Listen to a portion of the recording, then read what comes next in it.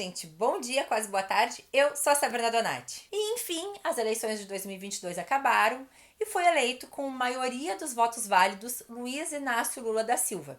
Lula teve mais de 60 milhões de votos e sagrou-se o vencedor, se tornando presidente da República a partir de 1º de janeiro de 2023. E viva a democracia! Espera, não, calma, o candidato perdedor ainda não se manifestou e temos pessoas nas ruas pedindo intervenção militar?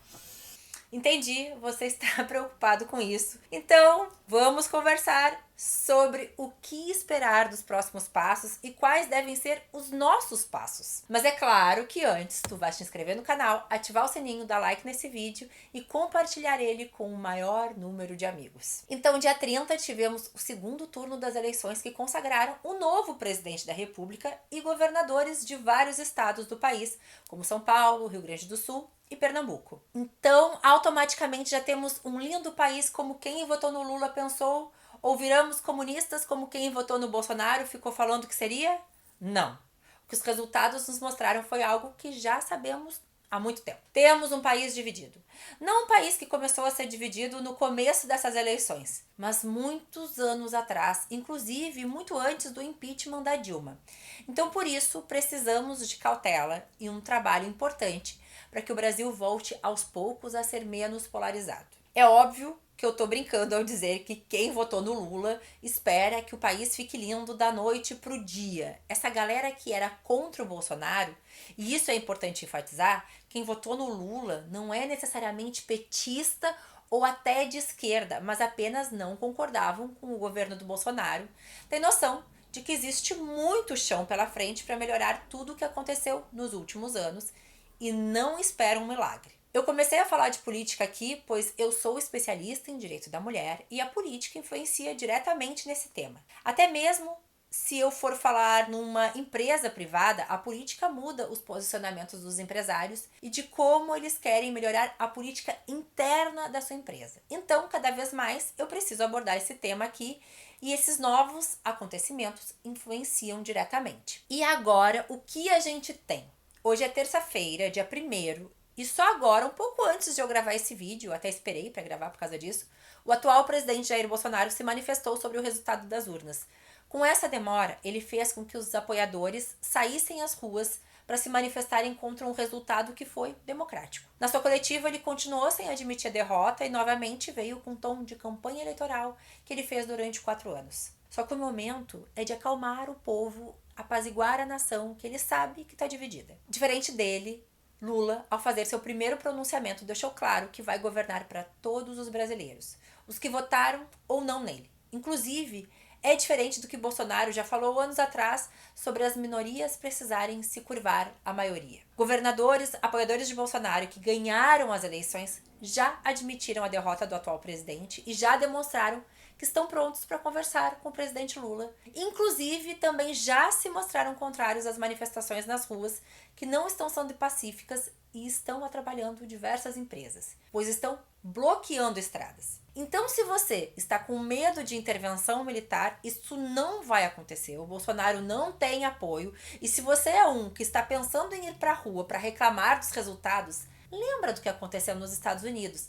A galera que está respondendo processualmente até hoje e se arrependeu do que fez. E você pode ir lutar por alguém que não tinha saído do seu cantinho até hoje, tá? O que esperar, então? Eu, Sabrina, por muitos anos fui super combativa ao PT, mas eu também não posso ignorar o que eu vivi nos períodos distintos desses governos.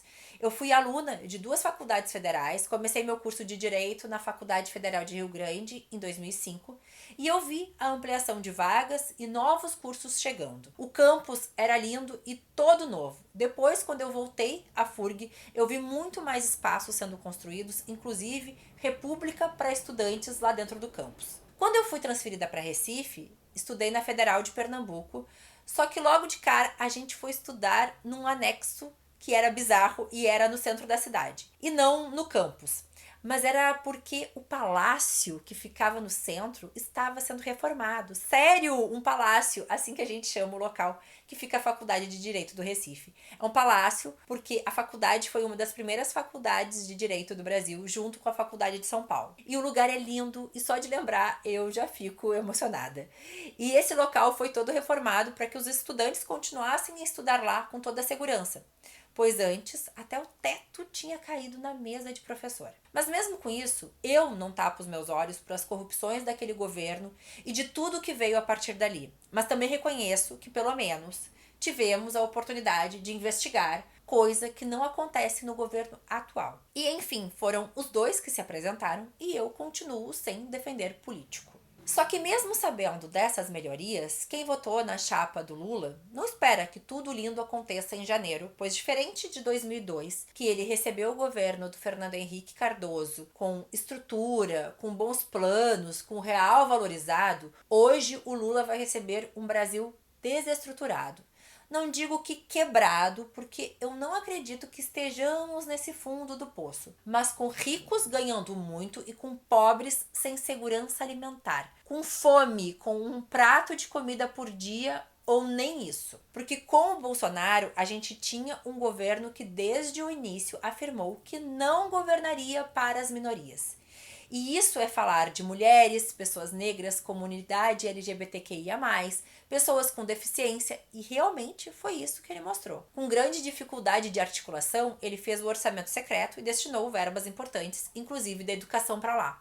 E a gente que trabalha com o direito das mulheres sabe que ele não investiu nada para o combate à violência contra nós, e que as leis que foram aprovadas no governo dele referente às mulheres, nenhuma teve iniciativa do governo federal. Ele só as assinou por obrigação. Tanto o Bolsonaro quanto seus apoiadores tentaram diminuir os nossos direitos e, como muita coisa eles não conseguiram, eles tiraram verbas destinadas a melhorias e estruturação. Agora o que se espera é que comecemos a andar para frente, pois durante 4 anos foram poucos passos para frente e muitos para trás. É só dar uma olhada nos meus conteúdos aqui. Perdemos de usufruir direitos com a reforma trabalhista, mulheres foram impedidas de ter seus abortos seguros depois de um estupro, brigamos para que se tivesse distribuição de absorventes para pessoas mais pobres, um aumento significativo de doenças sexualmente transmissíveis entre adolescentes, pois não temos campanhas de educação sexual. E a gente tem que trabalhar para que tenhamos uma economia forte que abarque a todos e não apenas os que já estão no topo. Porque ficou muito evidente o empobrecimento de uma grande parte da população depois dessas reformas, e mesmo com bons governos estaduais que combateram muito bem a violência urbana, uma hora isso vai estourar. Então agora a gente precisa pensar na população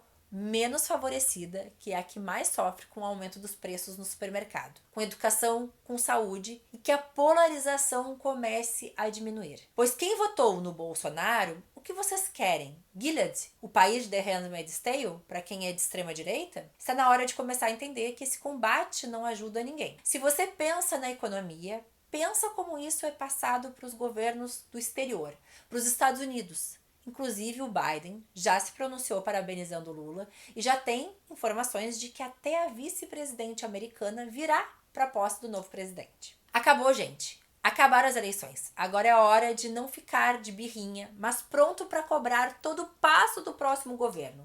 Mas sem esquecer de cobrar do que ainda está aí. E eu gosto muito do bordão da Gabriela Prioli, que é menos emoção e mais razão.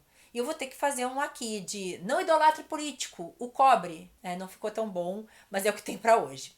A gente precisa aprender a cobrar e não defender político com unhas e dentes. Um beijo e tchau, tchau.